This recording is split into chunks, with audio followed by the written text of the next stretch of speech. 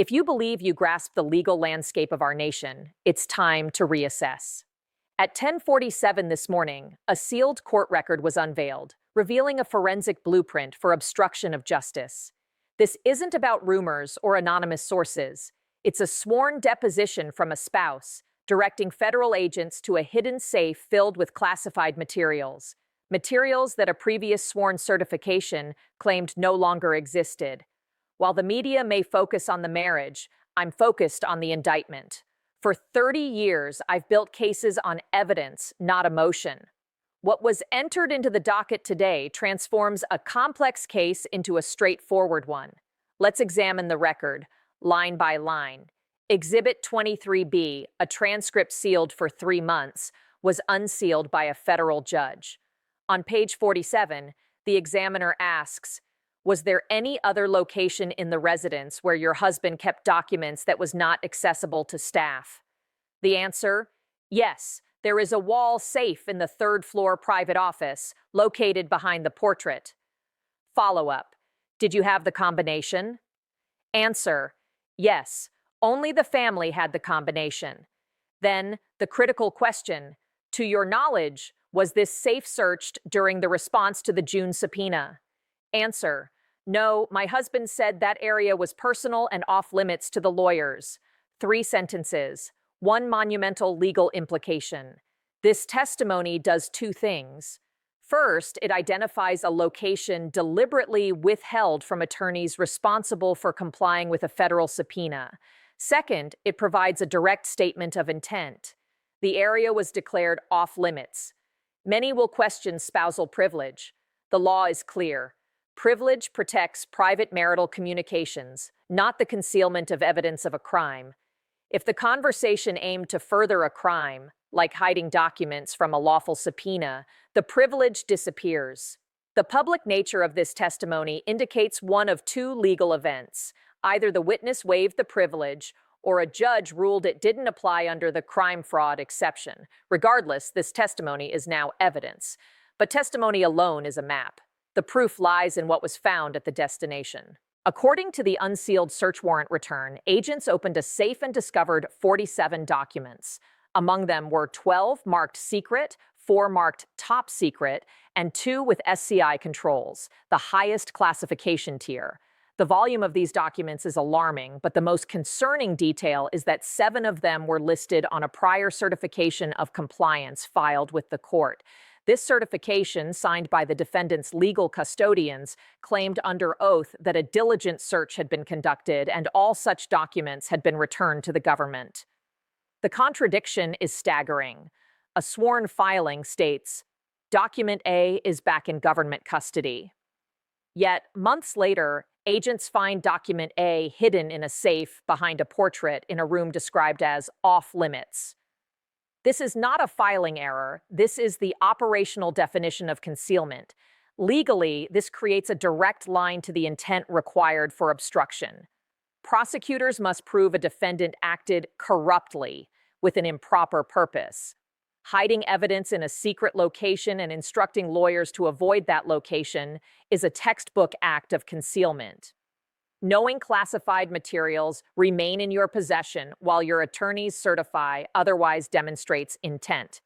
So, what charges does this evidence trigger? Let's look at the U.S. Code. 18 U.S.C. Paragraph 15-19 criminalizes knowingly concealing a document with the intent to impede, obstruct, or influence an investigation.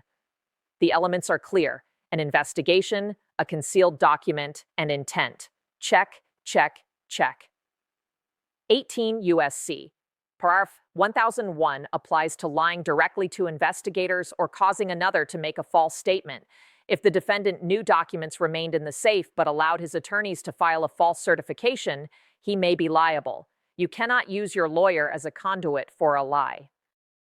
18 U.S.C. Paragraph 371 addresses conspiracy to defraud the United States. If anyone assisted in moving documents to that safe or maintaining its secrecy, an agreement to obstruct a government function may have formed. This testimony opens a new investigative avenue into who else knew. This evidence shifts the legal landscape from circumstantial to direct.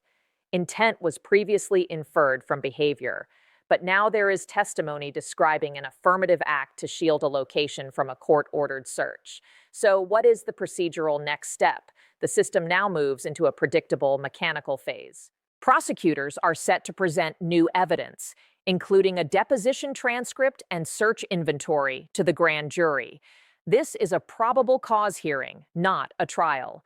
Witnesses may be recalled, including attorneys involved in earlier certifications, to clarify the timeline of deception. This phase typically lasts 2 to 4 weeks. If the grand jury finds probable cause, it will issue a superseding indictment, updating the charges by adding new counts, such as additional obstruction charges.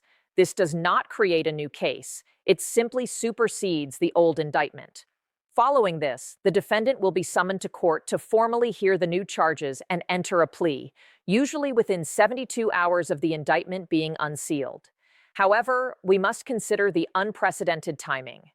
We are in the midst of an active presidential campaign and pretrial litigation on issues like immunity. The defense will argue that adding charges now is prejudicial and constitutes election interference. Prosecutors will argue that the law does not pause for campaigns, emphasizing that justice delayed is justice denied. This creates a constitutional confrontation between the rule of law, which demands equal application, and the democratic process, which may feel burdened by the prosecution of a major candidate. The courts have not definitively ruled on this conflict at this level. They will likely rely on the strength of the evidence. If the evidence is strong and the crime serious, the process will likely move forward. The law is cautious about granting special temporary immunity to political candidates.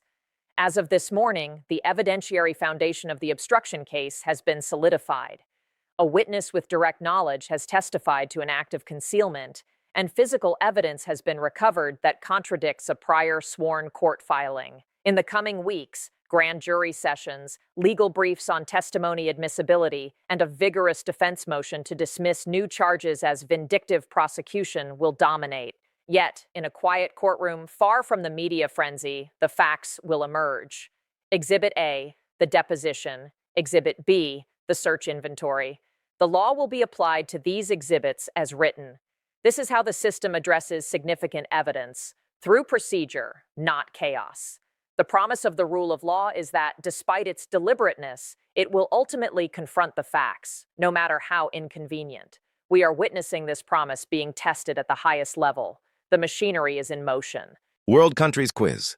Question 1. Which country has the most time zones? First of all, press the like and follow my account. Answer: France. Question 2. Which country is nicknamed the Land of the Rising Sun? Answer: Japan. Question 3. What is the world's largest country by land area?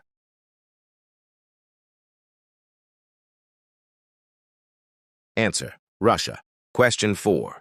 Which country has the Great Barrier Reef? Answer: Australia. Question 5. What country is famous for its pyramids?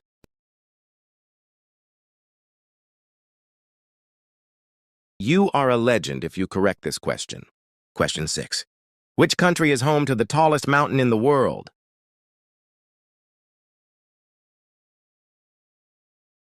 Answer: Nepal. Follow for more. Question 1. Which organ can regrow itself after damage?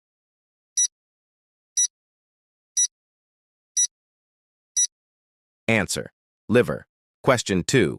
Which disease once wiped out 1/3 of Europe's population? Follow me. Answer: bubonic plague. Question 3. Which part of the body has no blood supply and heals very slowly?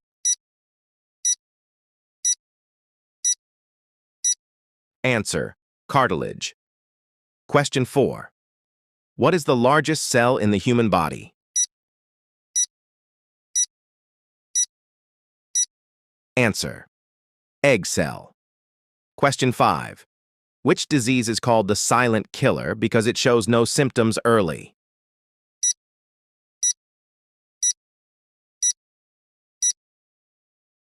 Drop the answer in comment section. Question 6. Which organ works even when you are brain dead? Answer: heart.